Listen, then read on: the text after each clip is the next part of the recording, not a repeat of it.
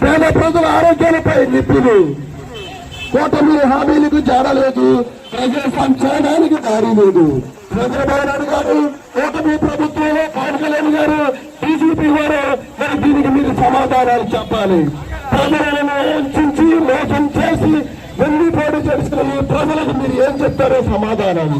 ఒక్క హామీని అమలు చేయకుండా సంస్థల పాలన మీరు రాజ్యాంగంతో కేసులతో అక్రమ అరెస్టులతో ప్రజలను మధ్యపెట్టి అరెస్టులు చేసి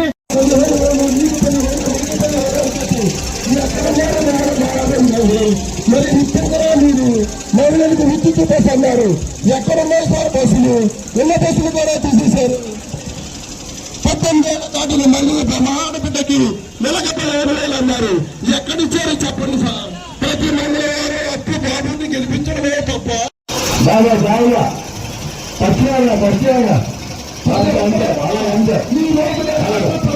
చెప్పాల్సిన బాధ్యత ఉంది. ప్రజలకు తెలుసుని వివరించాల్సిన బాధ్యత ఉంది. చెప్పండి చెప్పండి. ప్రతి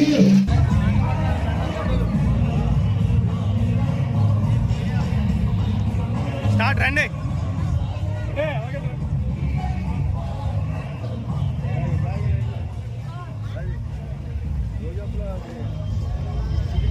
జై జగన్, జై జగన్, జగన్ నాయకత్వం, జగన్ నాయకత్వం, జగన్ నాయకత్వం, జగన్ నాయకత్వం.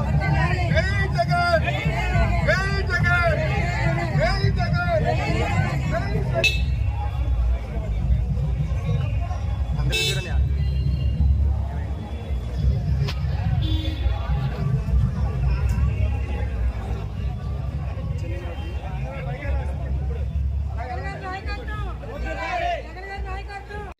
ఈ సంవత్సర కాలంలో మరి ఏవైతే వారిలో సూపర్ 6 అనే హామీలు ఇచ్చారో హామీలను ఇప్పటి వరకు కూడా ఒక పెన్షన్ తప్ప ఉన్న వేటిని కూడా మరి ప్రజలకు అందించిన దాఖలాలు లేవు.